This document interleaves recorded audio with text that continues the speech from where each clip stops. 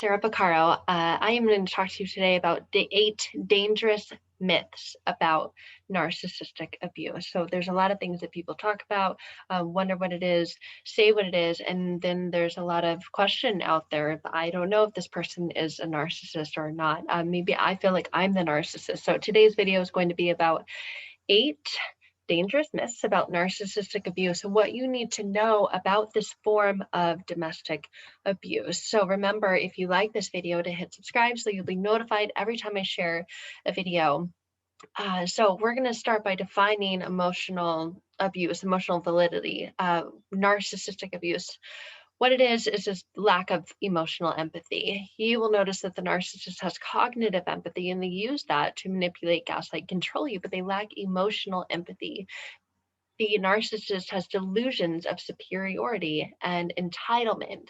NPD, or narcissistic personality disorder, is linked with interpersonal exploitation, with rage, with aggression. You may have heard the term narcissistic rage, especially when you try to establish a boundary with that narcissist. You will induce rage because essentially what you're doing is cutting off their supply, their oxygen, because the supply is their oxygen, and you're cutting that off, and they are desperately grasping for that, so they become enraged, much like if you were like physically choking them off or cutting them off from something. And this rage, this aggression, just like any relationship, is most often directed at the people closest to them. So family members, spouses, children. So to make matters worse, narcissists compulsively deny their behavior and they project it onto the people that they hurt. So again, the people that are closest to them. And then they frequently will cultivate on the outside world, from the outside looking into community or family members or people at work, this likable behavior or even like a do-gooder behavior in this public persona. That's the narcissistic mask that other people believe they're this really, really good person, but they're not seeing what's going on, this abuse that's going on behind closed doors. So I'm going to list out 8 misconceptions about narcissistic abuse that are as dangerous as they are false. So, the first one is, if it's not physical, it's not abuse. Absolutely, hands down, 100% incorrect. I've never experienced physical abuse, but I can say that I've experienced a tremendous amount of emotional abuse, financial abuse, spiritual abuse. Just because it's not physical, because that person doesn't lay their hands on you, does not disqualify it as being abuse. Narcissistic abuse can be physical. That is one element of many different types of abuse, and it can also be sexual abuse, but often it involves like this psycho-emotional violation, this constant judgment, this belittlement, this blame, this shame. And there are studies out there that show that non-physical abuse is often as traumatic, sometimes if not more, as physical abuse, because it leaves invisible scars and wounds. It leaves lasting scars that have a long-term physical and mental health impact. It leads to CPTSD. So I've got more videos on that. That's another topic we're not going to get as deep into today. The second myth is that everyone sees us as the perfect couple and perfect family. Well, that's by design, right? My first marriage, we were the Joneses. We had everything. We had a 4,000 square foot home, a 5-bedroom home. We had no kids. Why we needed that, I have no idea.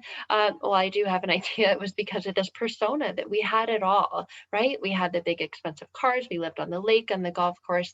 Narcissists value external markers of success and status and will often go to great lengths to present well to outsiders. On the outside looking in, we were the most beautiful couple. We got told that all the time. And they love this. That is their source of supply when they can present well to others. Domestic abuse happens in all kinds of homes. If you were looking at our home, gorgeous 3-story home, I just described it, you would not think we had any problems. But abuse happens in all kinds of homes. It doesn't just happen, in poor or low influence neighborhoods. It's everywhere. And it doesn't matter the size of your home or the status or the symbol on your car, you can still be experiencing domestic abuse, regardless of socioeconomic, regardless of educational differences. We both have, bachelor's degrees plus. And so it doesn't matter what your education or socioeconomic status is, domestic abuse can still occur. And most often it does from very well-to-do people, people with high-paying jobs.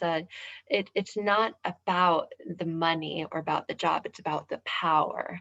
So whether you're dressed in designer clothes or hand-me-downs, you are all vulnerable to narcissistic abuse and trauma. It's not that, oh my gosh, this shirt was $500, so I'm good.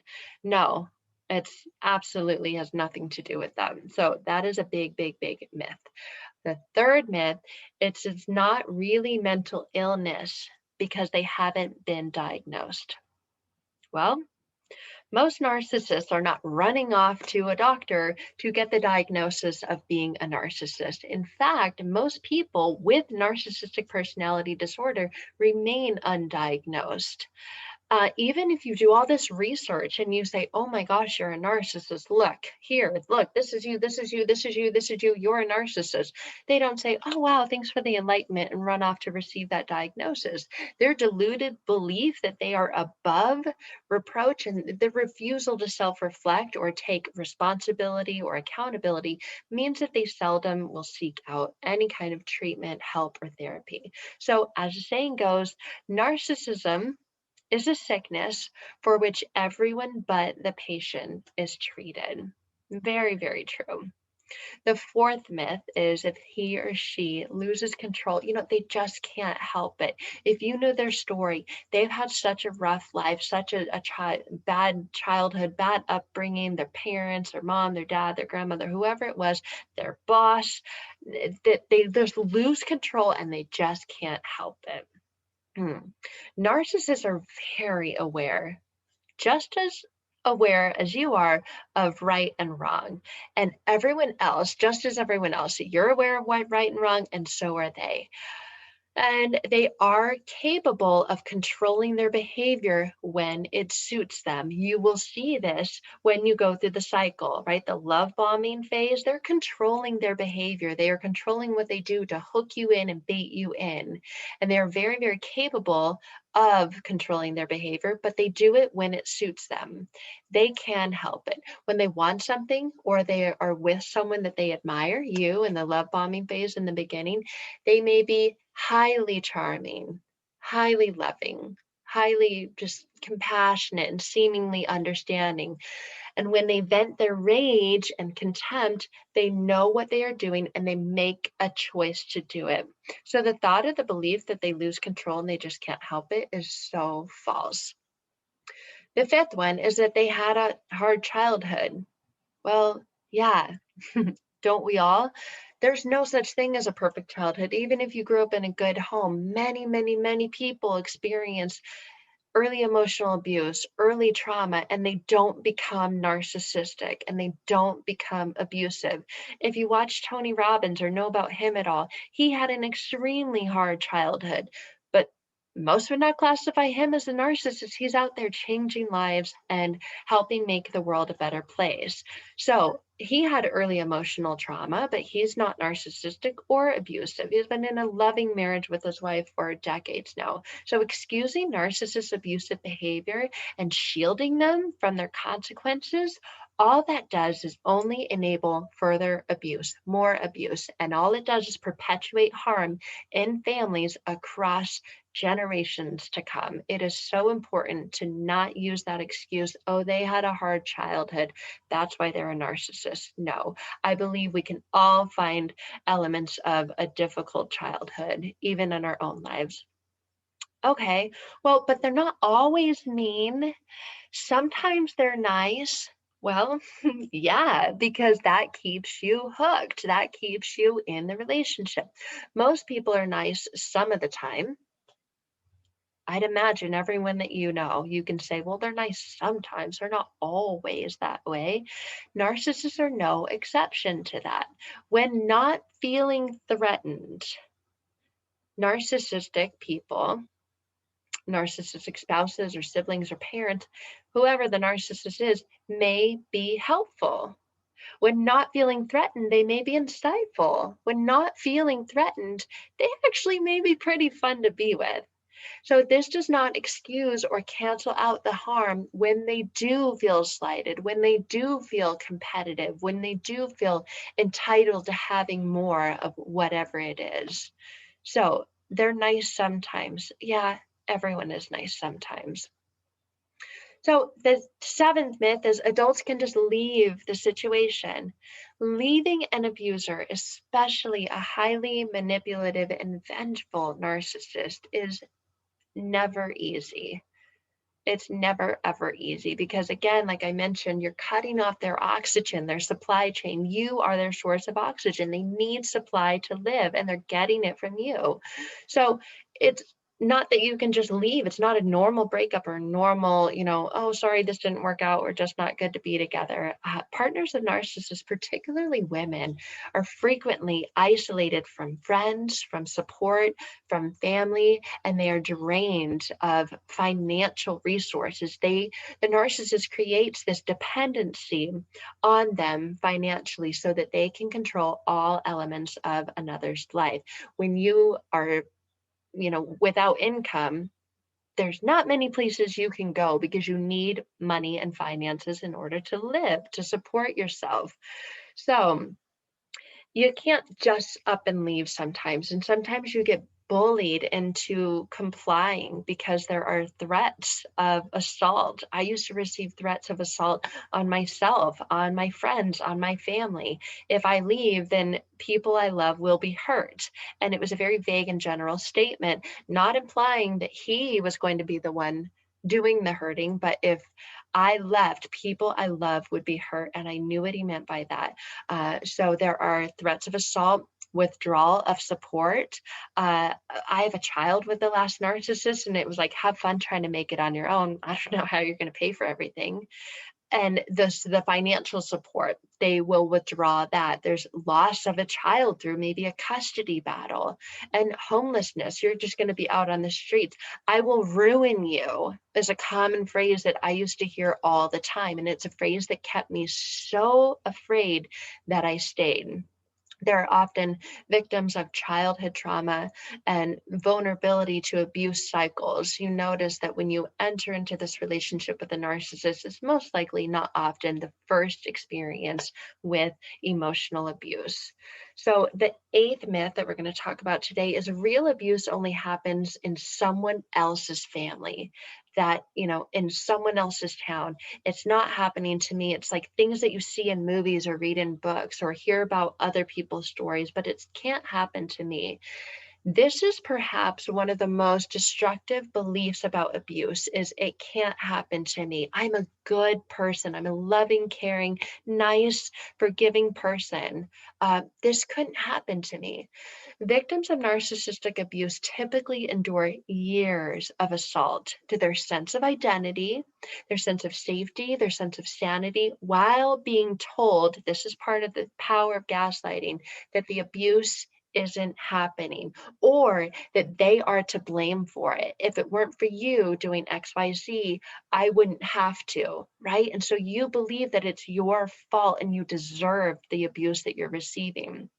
So, denying your own vulnerability and hurt is often a very natural response to trauma, especially in childhood. When you have no power, you are dependent on the abusers, or are dependent on the caregivers and the people that are supposed to protect you and keep you safe, and they're failing at their job. So abuse, sadly, is part of the human condition. We're all left with unmet needs, these inner unmet needs, and abusers are alive and well in our own communities, our own families, our own caregivers, our own neighborhoods. So it is so important to, first of all, know and understand these 8 myths about narcissistic abuse and domestic violence, domestic abuse, and understand where you are in that, and know that these are myths. Know that you deserve a happy, healthy life. So if you're still in it, start to put your plan together, your plan of action to get out, knowing that you will need to call in others. Sometimes you need to do it secretly, put money in a different account. I had to put money in someone else's name, in someone else's account, so that when I was ready to leave, I had that money available then, because there was a withdrawal of financial support. So find your support group, and sometimes you kind of have to do it in a secret, sneaky way if you're still in the relationship. But that is the power of the internet now, and the availability of different resources and different ways to create your plan to get out safely. And know, sometimes lawyers need to be involved, especially if there's children involved. So setting yourself up so that you don't get sucked or hoovered back in or manipulated to come back in, because that is what the abuser will do. They will try to suck and hoover you back in, and they're really, really good at it because they know your weaknesses, they know your insecurities, they know your pain points, and they go straight to that. And then you think, oh, wow, well, maybe they're right. And then that internal belief of it's never going to get better really kicks in and can be very detrimental. So if you're still in, start to create your plan. Work with people who are actually supportive of you leaving, who are not telling you things like, oh, just stay, it'll get better. Come on, it's not that bad. Those are people who don't understand the severity of narcissistic abuse. And those are the people that you need to put at an arm's distance and really include in your inner circle emotionally supportive people, not people who are triangulated and the flying monkeys of the narcissist. So I hope that you've enjoyed this video about the 8 myths of narcissists. I wish I had had a video like this when I was going through my journey.